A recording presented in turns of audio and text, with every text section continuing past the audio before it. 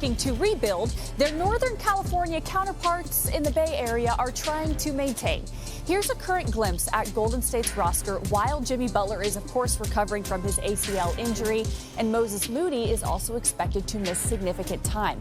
The Warriors might need their lottery pick, Yaxel Lindeborg, to contribute right away. So let's bring in Kendrick Perkins. Is there any reason for optimism in Golden State? Are you a Yaxel guy? Optimism? You a Yaxel guy? No, I mean, when you talk about Steph Curry, Steve Kerr, and Draymond Green, every year they step foot on the floor, it's either championship or bust. It's no in between. There's no middle ground because you have a Steph Curry who's about to be 39 this year, I believe, and Steph Curry wants to win the championship. Is this a championship roster? Absolutely not.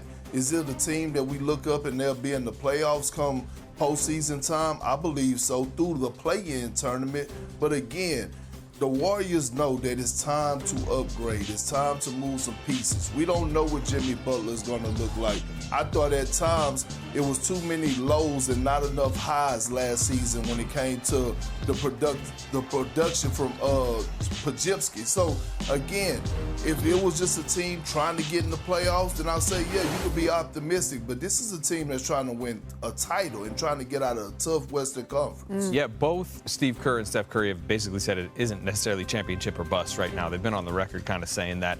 I'd look at the small forward position. I think Jimmy Butler's awaited arrival potentially in February could, if he can get back anywhere near the form, could change it. But until then, Yaxel Lindeberg's probably going to start. We've talked about it. I mean, it's the appeal of drafting him was the ready-made, contributing wing. And if he can, I don't want to say explode early in the season, but if he can just be like a very capable 35-minute per night guy and they stay healthy, that's the big thing with this team. I don't see why they couldn't float, above water and then get Jimmy Butler back.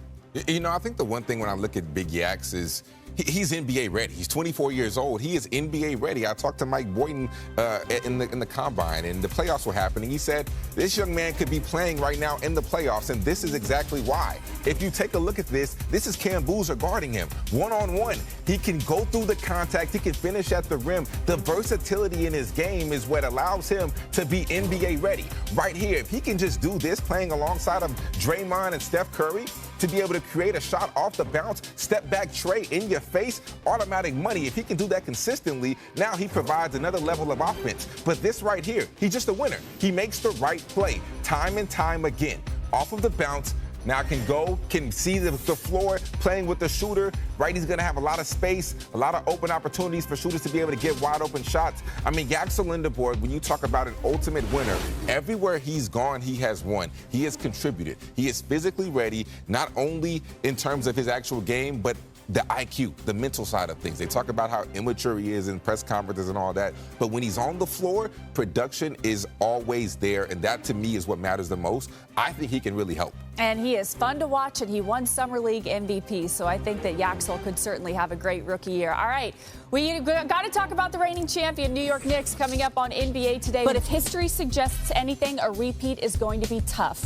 For the first time in NBA history, we've had 8 different champions over the last 8 years. A lot of parity. No repeat champions since the Warriors won it in 2017 and 2018. So let's play a little fill in the blank here. Perk, the Knicks win the championship again if they're starving. They were starving for that first championship, the championship that they just won. And that's why we haven't seen the champion again, because we need to see if that same hunger is there. So again, it's going to be hard, but if they're starving, if they have the same sense of urgency, then yeah, they got a shot.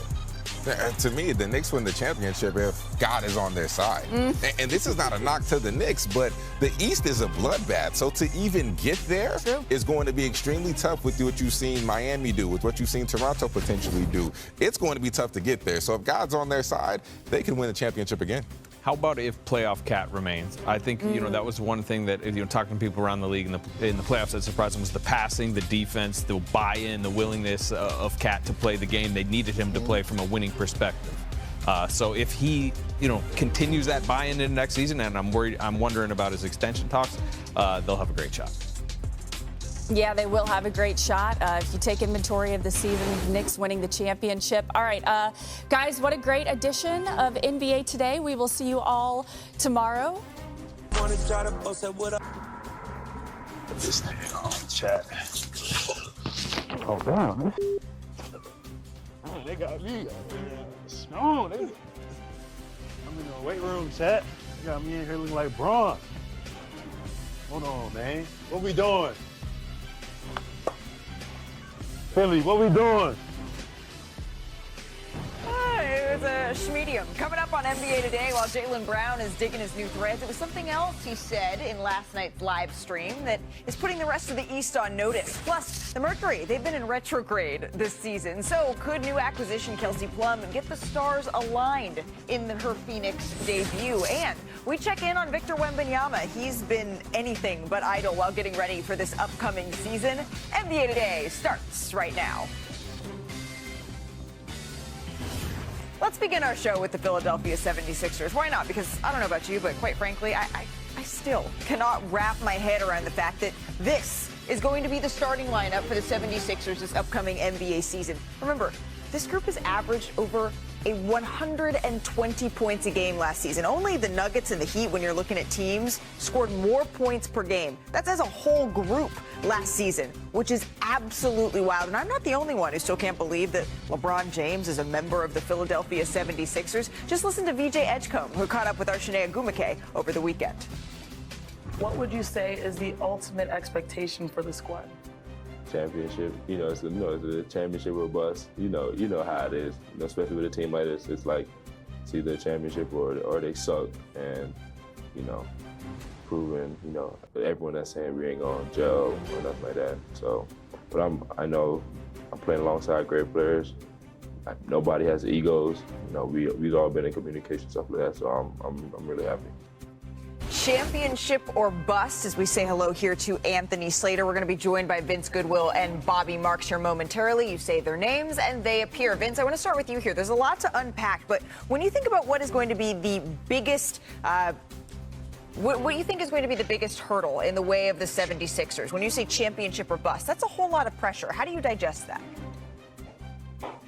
Not only is it a whole lot of pressure, it's a lot of acclamation. You're just not adding LeBron James, Malika. You're also adding Jaylen Brown. Those are two pretty big pieces, in addition to load management of Joel Embiid, and LeBron James was going to be 42 years old. Like, you cannot expect to run LeBron out there for 82 games out of the season and figuring out roles. Like, I've been talking to executives and coaches over the past week or so and asking them what they think Philadelphia's issues are going to be, at least relative to the New York Knicks, the NBA champs. And they said chemistry is going to be a big thing, sacrifice is another thing, and who's going to defend arguably is going to be the biggest thing for that starting five unit. Yeah, I think there's a lot to talk about, certainly with the X's and O's. But Slater, you've covered a team that is at a superstar and the expectations go above and beyond. And we know when we look at the history, LeBron James, he tends to win in his second year with teams. When you look at Cleveland, when you look at Miami, when you look at the Los Angeles Lakers, what is that pressure? You saw it firsthand when you covered Kevin Durant getting added to the Warriors. Yeah, I think one of the main things is sacrifice. I can remember that first Durant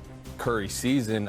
It really took all the way up until Christmas. They lost in Cleveland. You might remember Kevin Durant stumbled late, and there was a conversation between Steve Kerr and Steph Curry on the plane ride back, about Steph, be yourself. Steph was deferring almost a little bit too much. Klay Thompson really wasn't deferring as much because Klay Thompson tends to not defer. But, I do wonder which of these guys are going to be the one to throttle back. And, it's interesting because I think that a conversation has been maybe it's Jaylen Brown. Jaylen Brown, you're looking right here. He had a 35% usage rate last year. Right. I was third in the league. He's 29. He was sixth in the MVP. I am curious that he is the one that I think to a lot of people is the one that needs to throttle back. But I also understand because he's the one that maybe can slash, defend, do all that. But I'm not sure he's looking to lower that usage rate too much. Bobby, what do you think of this? I think defensively, Malik, I think offensively, I think they're going to be potent, certainly with the ability with LeBron and adding in Jaylen Brown. I think defensively, this is a team that ranked 17th in efficiency. They had the third worst defensive team in the playoffs here. I think the ability to get stops late in games, I think, is going to be key for this Sixers team. I think there's so many new faces too. It's almost like put a name tag on each player when you get to training camp, just based on the newness here. But defensively is going to be a little bit of the calling card as far as how they can kind of separate themselves from some of these other teams in the Eastern Conference. Yeah, and when you look at the Eastern Conference, Bobby, I'm not sure that you have the same sort of runway that maybe you would in years past. And what I mean by that is, let's say the 76ers get off to a little bit of a slow start. All of a sudden, the conversation starts to get very loud, number one, and then number two, the uphill battle, it's not as easy to push that rock up the hill in this Eastern Conference, Bobby. 100%. I mean, I think when you look at the East, I think there's probably 13 teams that can contend for the 10 spots. I think it's a lot different than 2 years ago when Philadelphia added Paul George and they struggled throughout the year, and we kept on saying, well, the Eastern Conference was forgiving. They'll be able to make a run. I think here, if you get off to a slow start, you're going to be battling just to get home court advantage in the first round. I do agree that the standings will be something to watch and something they can't get too far behind, but I don't think the pressure is too much of a concern. LeBron James has faced it before, right? Jaylen Brown has lost in the finals disappointingly and won in the finals. Played in a market like Boston. That's not a weak market to play in. Joel Embiid's been in Philly forever. Tyrese Maxey, I mean, he's beloved in Philadelphia. So, I've been around these teams that the Durant teams, for example, there was a lot of attention, particularly early in the season, big game moments, but over the course of an NBA calendar, you have chances to take deep breaths, and especially in Philly, where I think a lot of potential will be on the Eagles, through that first part of the season. That may be true, but we know one thing about Philly sports fans, Vinny. They are known for being very, very kind and very, very patient with their teams, right? I mean, not so much as we love Philadelphia sports fans. But when you're looking, Vinny, at this group, you have mentioned Joel Embiid as someone that you're going to be watching incredibly closely here, because this is, as VJ Edgecombe said, championship or bust, and that requires availability from Joel. Requires availability, requires an embracing of a role. Like, he's not going to be the same 30-point-a-night guy that no matter how many games he played in over the past few years, what he's been before with injuries, he's inserted himself and been a high-usage 30-point game a guy, sort of system that he is. And that's not going to be the case this year. And I think the big thing for the Philadelphia 76ers is going to be continuity. How much continuity will you have by March 1st? And you go into that sprint, the last 6 weeks of the regular season. How many games will Embiid have played in? How many games will LeBron James have played in? And will they be able to develop enough continuity to make a legitimate run in the Eastern Conference? And that's a good point on the March 1st date, knowing that they need to have some sort of chemistry right before you get to the crux of the season. Bobby, Ramona Shelburne has reported on this show before that there were some, I won't say conversations, but there was awareness as to what Joel Embiid's future could look like in Philadelphia before they landed LeBron James. That seems to have been quashed for now, but is there a possibility that those could reopen as we head towards the trade deadline midseason if we're not seeing that health? I think that contract is awfully difficult to move down the road. Remember, this is year one of that 3-year extension that's beginning right now. Average salary a little over north of $60 million. I think if they get to a point down the road, he's going to need to show that he's healthy out there. All right, well, that's something that we're going to keep an eye on as the season gets rolling. But, Vinny, have you checked your timeline lately? Have you been on the interwebs? It's dunk week over on NBA Twitter. And since we're talking about the Philadelphia 76ers, we thought we would take a look back at some of the best dunks from this new-look squad. Look out, Tyrese Maxey driving to the basket. Excuse me. Lefty dunks always with the better. Left hand, yeah. Malika. Over Ant-Man with a little stare down afterwards. Get to a hype man like Kelly Oubre. All right, let's check this out. Jaylen Brown detonates in the paint. Was this when the Moose was not so loose? Moussa Diabate. He was certainly looser in that home game against Detroit, I will say. A little looser. All right, coming in at number 3, VJ Edgecombe. Ooh, he gave us some high-flying highlights this year. This one over Tony Bradley here, Slater. I know we started the show with an interview with him, but I also feel like he's in some ways been the forgotten name. But he had such a massive rookie year. I do wonder as he slides back into that. I love the little wave. This is for King James, taking it to the rim. You know what? He's saying, I may be in my 40s, but I can still throw it down. Creaking over that rim. And he lets him hear it afterwards. Yeah, it's not a vintage. That's not vintage LeBron. That's a foul the prime LeBron. Number 1, Jaylen Brown. A little bit more youth in that, though. The Warriors still have reasons to be hopeful, especially with Stephen Curry, Draymond Green, and a potentially NBA-ready rookie in Yaxel Lindeberg. However, if Golden State truly wants another championship, simply reaching the playoffs will not be enough. The Knicks also face a major challenge in trying to repeat as champions. The league has become extremely competitive, and the Eastern Conference could make their path back to the finals much harder than it was last season. The biggest story, however, is clearly the Philadelphia 76ers and their incredible collection of talent. Adding LeBron James and Jaylen Brown, alongside Joel Embiid and Tyrese Maxey, gives Philadelphia one of the most talented starting groups in the league, but having several stars creates its own problems. Everyone will have to sacrifice touches, shots, and individual statistics, while LeBron and Embiid will also need careful workload management to stay healthy throughout the season. Defense and chemistry could ultimately determine Philadelphia's ceiling.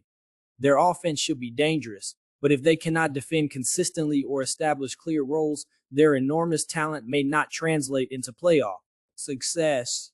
Overall, the Sixers have the potential to become a championship contender, but the pressure will be enormous from day one. If their stars stay healthy, accept their roles, and build chemistry quickly, Philadelphia could be extremely difficult to stop.